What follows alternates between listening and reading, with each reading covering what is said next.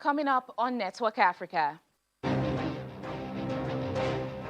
Ethiopian leader marking 1 year of Tigray conflict says he will bury his enemies with blood.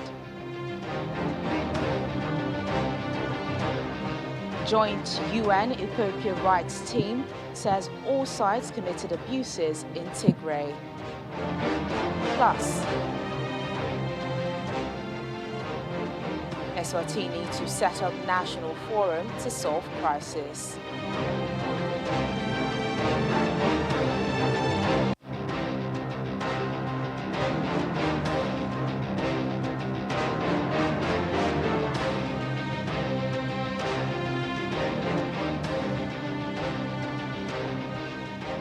Hello and welcome to the program. I'm Teniola Shoboale.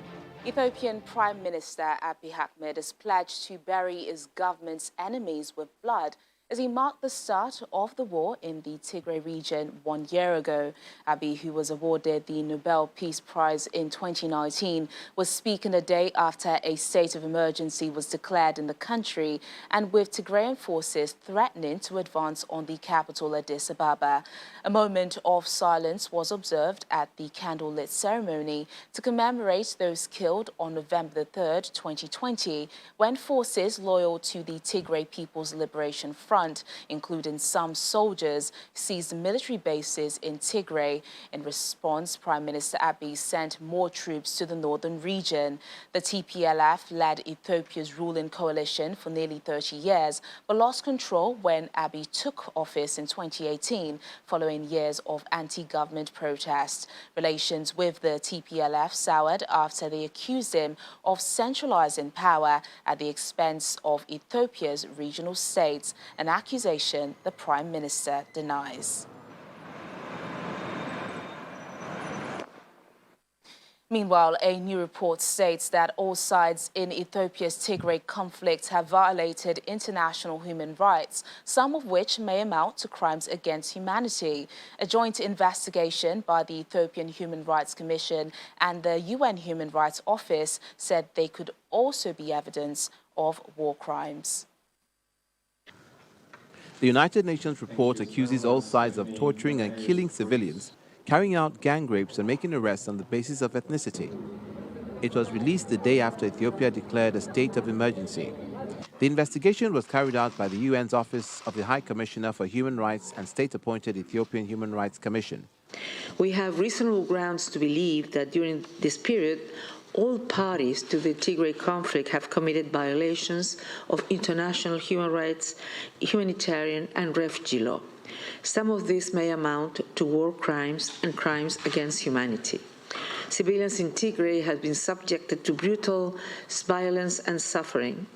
The Joint Investigation Team uncovered numerous violations and abuses, including unlawful killings and extrajudicial executions, torture, sexual and gender-based violence, violations against refugees, and forced displacement of civilians. The report covers from November to June during the year-long conflict fought by Tigrayan forces against the Ethiopian military and its allies, forces from the Amhara region and soldiers from the neighboring country of Eritrea. And this senseless war has since continued and is escalating, engulfing increasing parts of the country. Every day, more people are suffering and dying. Recent days have seen reports of continued shelling by the Ethiopian National Defense Forces of the Tigrayan regional capital of Mekelle and further advances by Tigrayan forces into the neighboring region of Amhara. We are receiving continued allegations of serious abuses and violations of international human rights and international humanitarian law. There are reports of shelling and airstrikes resulting in civilian death, summary executions, large-scale displacement, and a worsening humanitarian situation. It's not clear whether the report's finding could form the basis of legal action. Ethiopia and Eritrea are not members of the International Criminal Court, so it has no jurisdiction. The government of Ethiopia, as has assured us that national institutions have begun investigations and prosecutions, with some perpetrators already reportedly convicted and sentenced. There is, however, a troubling lack of transparency, so we are concerned that investigations and proceedings conducted by Ethiopian national institutions do not match the scope and breadth of the violations we have identified. A key concern of our report is due accountability. The report draws on 269 interviews, many containing graphic details of rapes and mutilation by Eritrean soldiers on military bases. It also accused Eritrean soldiers of forcing Eritrean refugees living in Tigray to return in violation of international law.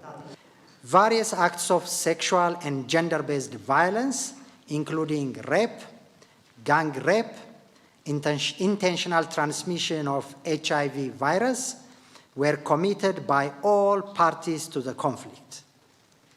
Women and girls whose male family members were Tigrayan combatants were targeted by the EDF, the Eritrean forces, and wives of the ENDF, the wives of the Ethiopian forces soldiers, were similarly targeted by the Tigrayan forces for sexual and gender-based violence.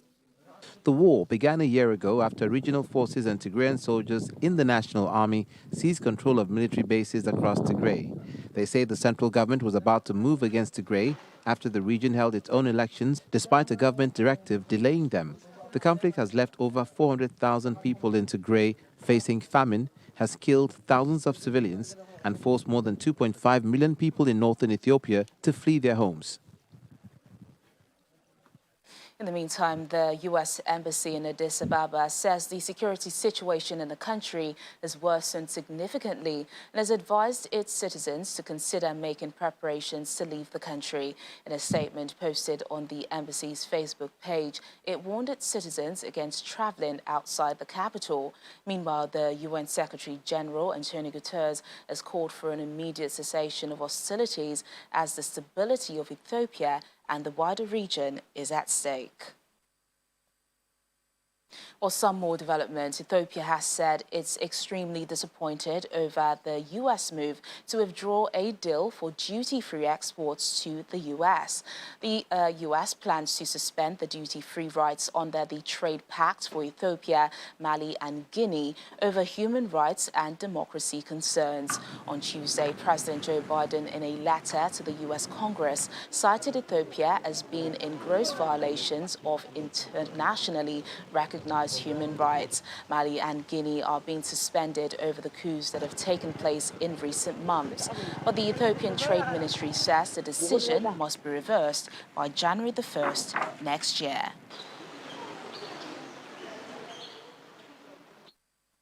African Affairs analyst Dr. Ikoyi joins us now for more on the situation in Tigray. Dr. Ikoyi, thank you so much for your time on the program. Let's begin with the statement from Prime Minister Abiy Ahmed, who's a Nobel Peace Prize winner. He says the government will bury their enemies with blood. How would you assess his handling of this conflict over the past year?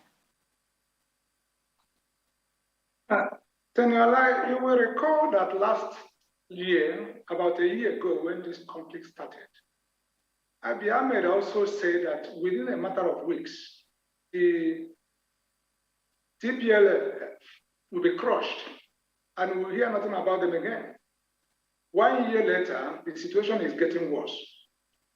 You see, the Prime Minister is a disappointment to most of us who admired him before or immediately assumed his office. We thought that, most people thought that, look, the way he handled the conflict with Eritrea and brokered peace and made sure that there was peace, the way he launched ambitious economic program and was trying to see it through, that he will become one of the post boys of African success.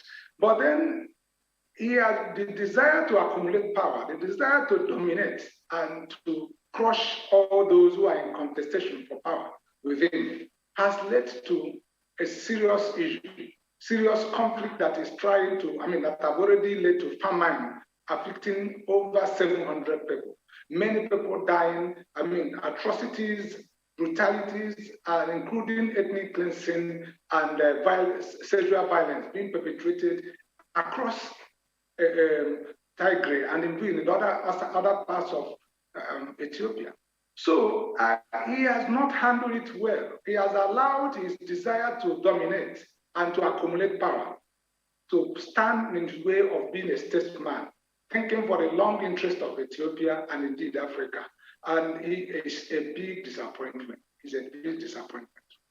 Well, the Prime Minister, he has also called on residents to take up arms to protect the capital, Addis Ababa. With the way things are going with Tigray and now Oromo rebels joining forces and a state of emergency being declared in the country, what would a takeover of the capital mean for this conflict? Ethiopia is the second largest country in Africa with over 115 million people. And they have a landmark, the border critical is in the Horn of Africa where there are a lot of issues. There is already Somalia, there is Eritrea that is one of the totalitarian regimes across the world and indeed in Africa. So there's a lot of problem in the Horn of Africa. And if we are adding, if we add the problem of there's Sudan anyway, so if we add the problem of Ethiopia, if Ethiopia goes into full-blown civil war and with the whole displacement, and it will be a big problem, and it will be a big concern for the international community. So he's trivializing the matter by saying, look, they should defend the capital. The problem with some leaders, especially African leaders, is that they consider defense of their regime or defense of their position as defending the nation and defending the people. Most hardly do they act beyond their selfish interest or their interest of their narrow group. Talking about, yes, it is important to defend the country, it is important to defend the capital, but it's more important to defend the people and the nation as a whole. And he should be willing to make that sacrifice. If he needs to concede power, if he needs to negotiate, if he needs to call everybody together, and even if it means he's relinquishing power so that Ethiopia will be together and Ethiopia will be in peace and Ethiopia will have seen progress. He should be willing to do that if he's truly a statesman. But calling the people to defend his regime is not synonymous with calling the people to defend Ethiopia. And that's the mistake some of the dictators and some of the totalitarian regimes in Africa make. Well, Dr. Okwala, it's a tricky situation here, really. We have to remember the AU has once again called for dialogue between both parties, but this hasn't really worked so far, has it? So what's the way forward? It has not worked and it will not work, except there is concerted effort and a forceful push. Then, the Prime Minister and those who are enabling him should be made to pay a price, should be told clearly that you have to pay a price if you allow this conflict to continue, or if you bring war upon your country. It's unfortunate because he was given a Nobel Prize. Abiy Ahmed was given a Nobel Prize for helping to end a war with a neighbor. Now, maybe I don't know which prize he wants to get for starting a war that within his country and that will divide his country. These people, who are most of the people that is at war now, we are those who helped him to come to power. But he wants to vanquish them. He wants to make sure that they are not in position to contest power with him.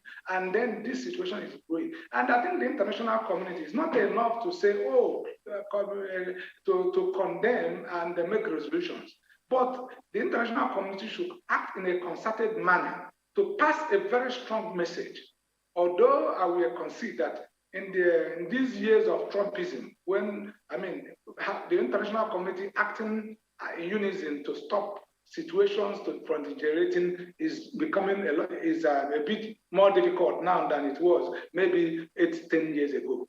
But I think what AU, United Nations, and other powerful countries should come now, is not to help stop this war from spreading, because Ethiopia, after Nigeria, Ethiopia is the most populous country in Africa. And Ethiopia disintegrating, Ethiopia going into full-blown civil war, will be far more difficult to handle than Somalia. All right, then, Dr. Ikoyi, thank you so much for your thoughts and analysis on the program. It's always my pleasure. Still to come on the program. Officials say poor families in Madagascar paying the highest price of climate-induced famine. More details in a moment.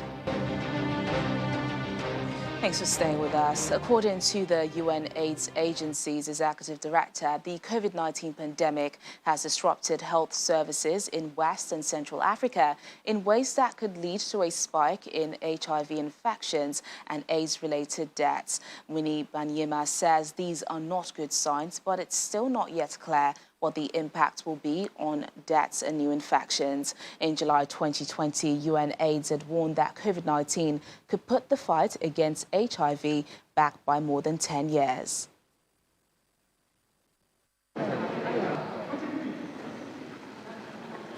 The United Nations Aid Agency's data reveals that around 200,000 people in West and Central Africa became newly infected with HIV/AIDS last year, a global total of 1.5 million.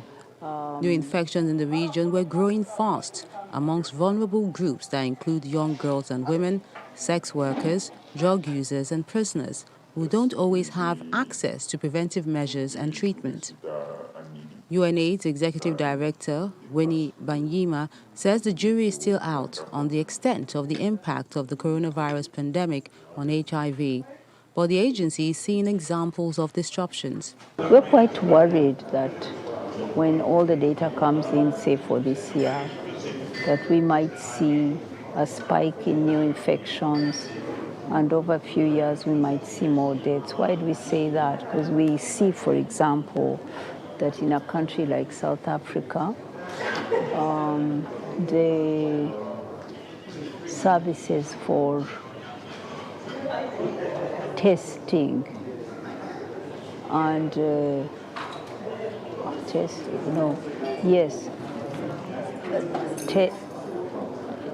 testing and putting on treatment declined by 40% in one quarter of, I think, last year. Health systems in the region have been stretched by the outbreak, forcing governments to divert scarce resources to tackle the pandemic, while measures to stop the spread, such as lockdowns, curbed access to HIV prevention and treatment. We are seeing disruptions in prevention services, sometimes as high as 60%. Sometimes in some countries, that if prevention decreases, then you are talking of more new infections. We're seeing fewer people, and quite a number of people more people falling out of treatment. We know this happens because either they fear to go, or they are not even able to go because of lockdowns, or they fear because they think they'll get a virus there. In July last year, UNAIDS warned that the global fight against the disease had been wavering even before the COVID-19 pandemic, and the pandemic was threatening to put hard-won progress against HIV back by 10 years or even more. The UNAIDS director has asked leaders to emulate Senegal's President Macky Sall, who increased the health ministry's funding to fight HIV/AIDS. Away from health matters, Eswatini's King, Mswati III, and the South African president have agreed to work closely to establish a national dialogue forum to resolve the intensifying protests in the country.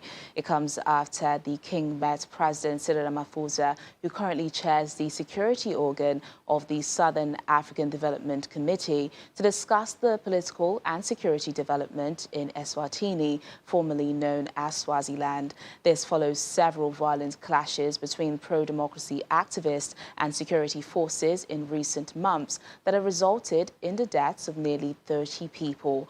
There are mounting calls for King Mswati to usher in democracy in Africa's last absolute monarchy. Demonstrations flared up last month after security forces loyal to the king tried to prevent activists from taking to the streets.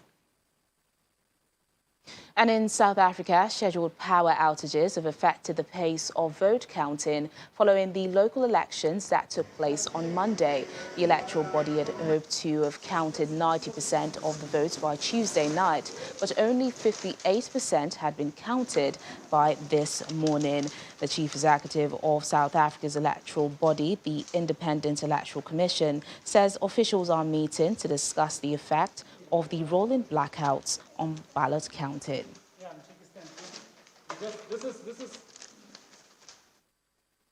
And back here in Nigeria, as rescue operations continue to find more survivors following the 21-story building collapse in the Ikoyi area, the Lagos State Governor, Babajide Sanwo-Olu, is appealing to families and residents to remain hopeful. Governor Sanwo-Olu, who visited the scene for a second time today, announced that a panel of inquiry has been set up and listed the names of survivors so far.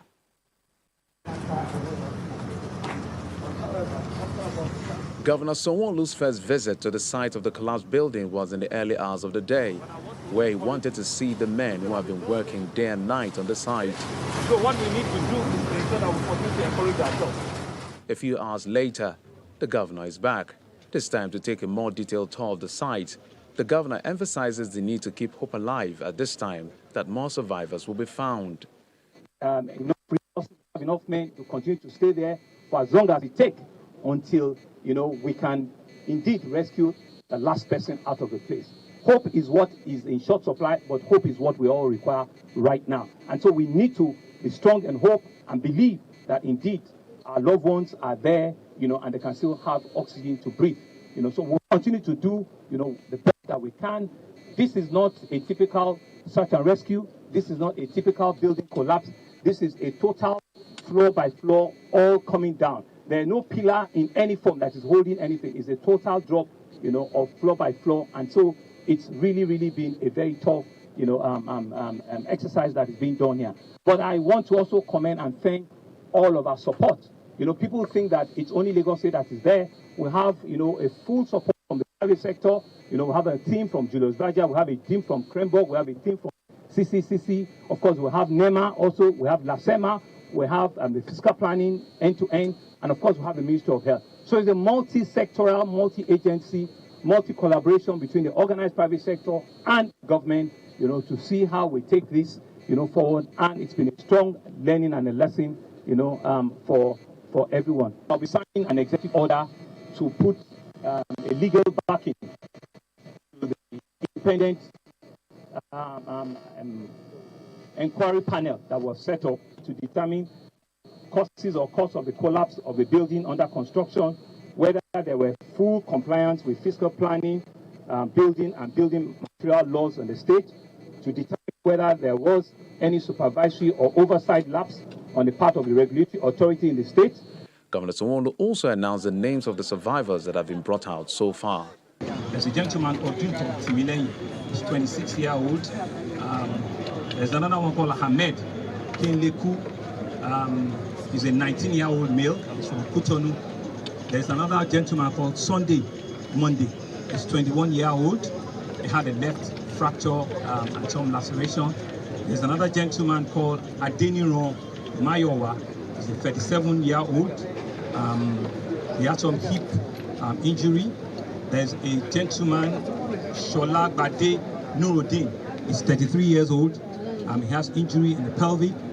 There's another gentleman called Waliu Latif. He's 32-year-old, and he has.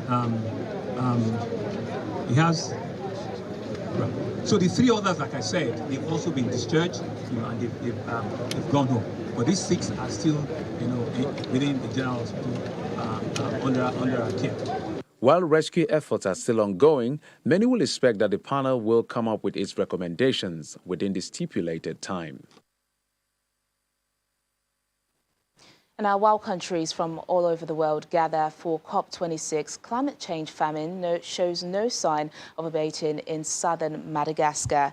Africa, responsible for just about 3% of global emissions, is seen as the most vulnerable region to climate change, as evidenced by Madagascar's droughts this year.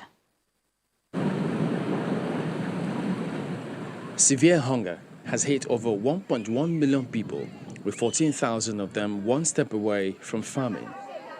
The situation, already alarming, is set to worsen by the end of the year, with the number of people in famine-like conditions expected to double.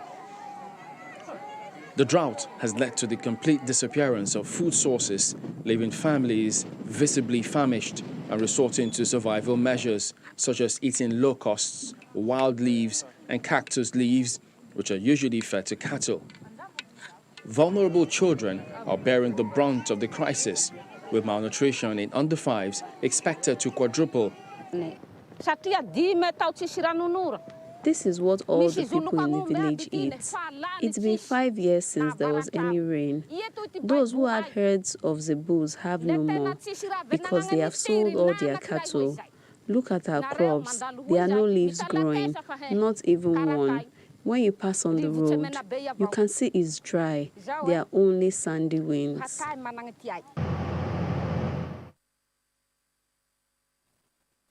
And that's the program today. Thank you so much for watching. I'm Teniola Shubowale.